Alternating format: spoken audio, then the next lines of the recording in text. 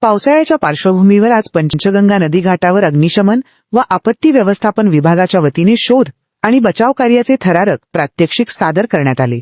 कोल्हापूर महानगरपालिका आयुक्त डॉ. राजेंद्र भारुड यांच्या प्रमुख उपस्थितीत सकाळी 8 वाजल्यापासून या मोहिमेला सुरुवात झाली.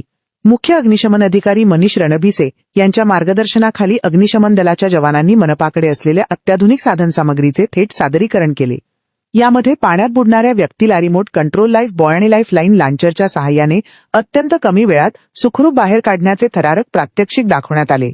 यावेळी all India institute of local self government fire कॉलेजच्या विद्यार्थ्यांनाही विशेष आपत्कालीन प्रशिक्षण देण्यात आले. मागील वर्षीच्या चोख नियोजनामुळे शहरात कोणतीही जीवितहानी झाली नव्हती.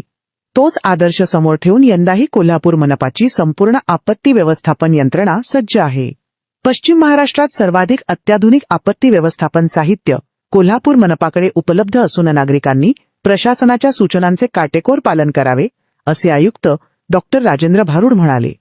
या प्रात्यक्षिकावेळी अतिरिक्त आयुक्त रविकांत आडसूळ, मुख्य अग्निशमन अधिकारी मनीष रणभिसे, स्थानक अधिकारी दस्तगीर मुल्ला आणि कांता बांदेकर उपस्थित होते.